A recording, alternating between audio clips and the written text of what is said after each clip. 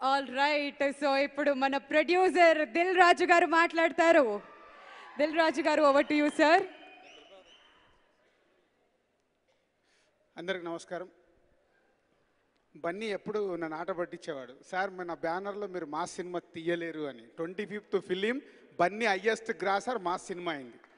బన్నీ 4 డేస్లో 75 crores gross collect చేసి 1 వీక్లో 100 crores. సో ఇంపాసిబుల్ అన్నది నీ ద్వారా పాసిబుల్ అయింది. థ్యాంక్ యూ హరీష్కి ఎప్పుడో ఒక కోరిక ఉండేది, అన్న మీ బ్యానర్లో నాది blockbuster hit highest range collections రావాలని. థ్యాంక్ యూ హరీష్, నీ విష్ అది, మీ ఇద్దరి విష్ వల్లే ఇది సాధ్యమైంది. Thank you. సరే డీజే, 2015 సెప్టెంబర్లో హరీష్ నాకు ఒక ఐడియాగా చెప్తే చాలా బాగుందని నేను బన్నీకి చెప్పడము, దాని తర్వాత హరీష్ స్క్రిప్ట్ రెడీ చేసి బన్నీకి చెప్పడము, చాలా ప్రాసెస్లో సినిమా ఓకే అయింది. దాదాపు 21 months మొన్న రిలీజ్ వరకు హరీష్ ఈ సినిమా పైన స్పెండ్ చేసిన టైం, అంటే ఒక సక్సెస్ఫుల్ డైరెక్టర్ ఉండి 2 years ఒక సినిమాకు పనిచేయడం అనేది, అంత పేషెన్స్తో ఈ సినిమా రిజల్ట్ కోసం హరీష్ ఎంత కష్టపడ్డాడో నాకు తెలుసు, బన్నీకి తెలుసు. అలాగే క్యారెక్టర్ అనుకున్నప్పటి నుంచి బన్నీ ఆల్మోస్ట్ 1 year ఆ బ్రాహ్మణత్వం నేర్చుకోవడం కానీ, డీజే క్యారెక్టర్ ఎలా ఉండాలి, స్టైల్ ఎలా ఉండాలి, టెక్నీషియన్స్ ఎలా ఉండాలి, వాళ్ళిద్దరు కలిసి ఎవ్రీ ఇంచ్ ఈ సినిమా ఫైనల్ మీ ప్రేక్షకుల దగ్గరకు వచ్చే వరకు ఇన్వాల్వ్మెంట్తో వర్క్ చేసి ఈరోజు రిజల్ట్ రావడానికి main pillars is Bunny and Harish.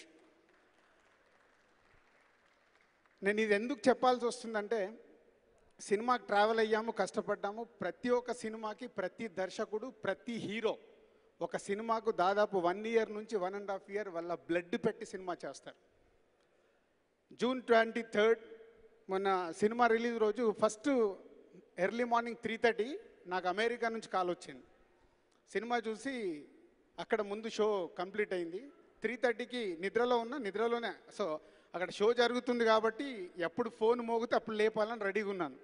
Phone ring అవనే తీసుకొని మాట్లాడితే ఫస్ట్ హాఫ్ బాగుంది, ఎంజాయ్ చేశాము, సెకండ్ హాఫ్ అలా ఉంది, క్లైమాక్స్ బాగుంది, సినిమా బాగుంది అన్నారు. Okay, happy. ముందు అమెరికా నుంచి ఒక పాజిటివ్ రిజల్ట్ రావడం అనేది చాలా హ్యాపీ అనుకొని మళ్ళీ పడుకున్నాను. 6 o'clock నెల్లూరు నుంచి వచ్చింది ఫోన్, సార్ ఫస్ట్ హాఫ్ సోసోగా ఉంది, సెకండ్ హాఫ్ చాలా బాగుందని. అంటే అమెరికాకి నెల్లూరుకి టోటల్ కాంట్రాస్ట్ 2 షోల రిజల్ట్.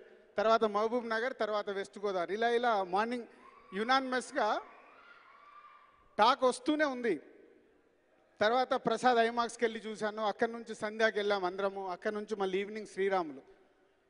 ఒక్కొక్క షోకి మార్నింగ్ షోలో వచ్చిన డివైడ్ టాక్ నుంచి ఈవినింగ్ ఫస్ట్ షో వరకు ఈ సినిమా టాక్ ఎక్కడికి వెళ్ళిందంటే, మేము శ్రీరాములు అందరం హోల్ పూజ, బన్నీ, నేను, హరీష్ ఫుల్ సినిమా చూసాం. మళ్ళీ ఫస్ట్ షో ఆడిటోరియం నుంచి వస్తున్న రెస్పాన్స్ చూసి బయటికి రాగానే ఎస్, ఈ సినిమా మనం అనుకున్నట్టు బ్లాక్ బాస్టర్ హిట్, ఎవరు ఏదన్నా వినొద్దు, ఒకటే అనుకొని కాన్ఫిడెన్స్కి వచ్చాం.